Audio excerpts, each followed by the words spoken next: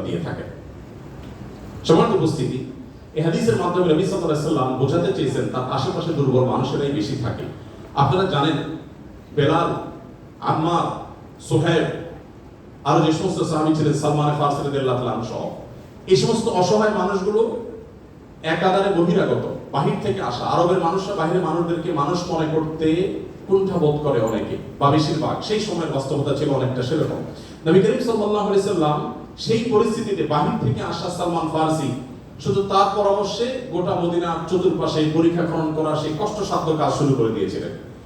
তিনি বেলাল রাদিয়াল্লাহু তাআলার মতো একজন নিগ্রো, ইথিওপিয়ান এবং বাহির থেকে আসা কৃতদাস ছিলেন, সেই মানুষটিকে নবী সাল্লাল্লাহু আলাইহি সাল্লাম মুয়াজ্জিন বানিয়েছেন। আজ আমাদের সমাজে মুয়াজ্জিন মানে খুব সাদামাটা একটা পদ, তখন মুয়াজ্জিন ছিলেন নবী করিম সাল্লাল্লাহু আলাইহি সাল্লামের পর সবচেয়ে মসজিদের মধ্যে থাকা সম্মানজনক পদ।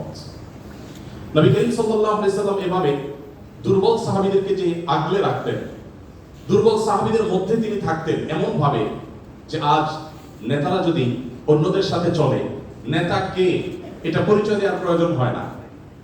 কোন পাওয়ারফুল ব্যক্তি, কোন নেতা, তিনি যদি তার অনুসারীদেরকে সাথে নিয়ে অনুসারীদের বেষ্টিত হয়ে হাঁটেন, তো তাকে চেনার জন্য কারো জিজ্ঞেস করতে হবে না।